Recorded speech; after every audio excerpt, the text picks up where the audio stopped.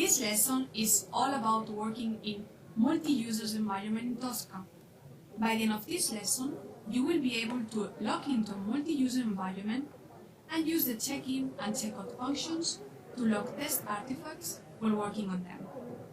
We will first see what a multi-user environment is, why it is relevant for a team of testers, where you can create a connection to existing multi-user environment, and finally, how it allows multiple users to work in the same repository.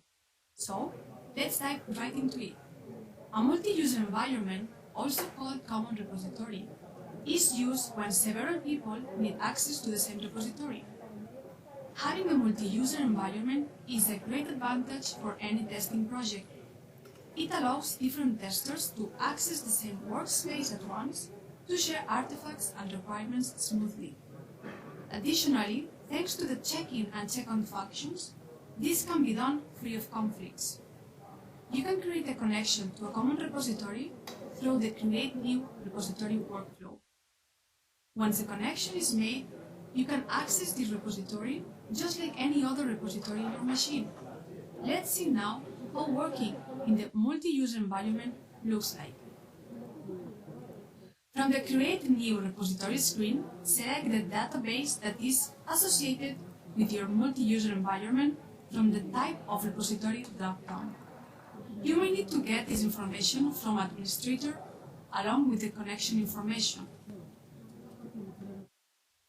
Once you have connected to the workspace, you will be prompted to log in with your username and password that was created by your test architect.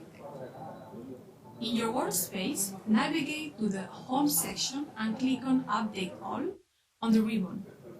This will refresh your workspace and will reflect all the information entered in the common repository since your last update. You can see if others are working on something when you go into your workspace. For example, here, in the Module section, you will see a red icon, which means that someone has checked out this object and is working on it. We see that also the subsequent objects have been checked out because they also have a red icon. When something has been checked out, the red icon indicates that you will not be able to do any changes or add any new modules to any folders while they have this icon. The object is, in other words, locked. However, even when an object is checked out, you can still use it. You can, for example, drag and drop the checkout modules to your test cases or run test cases in the scratchboard. You can also execute the test case in the execution list. If you want to get a better overall view of the project as a whole and what's currently logged out, you should try using the Project tab. By default, this tab isn't there when you create a project, but you can simply add it by going to the Home section of the toolbar and clicking on Project. This will create a new window that you can drag and drop on the bar with your other Tosca sections.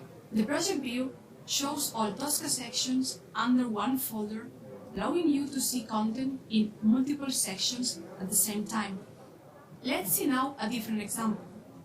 Say that you want to create a test case.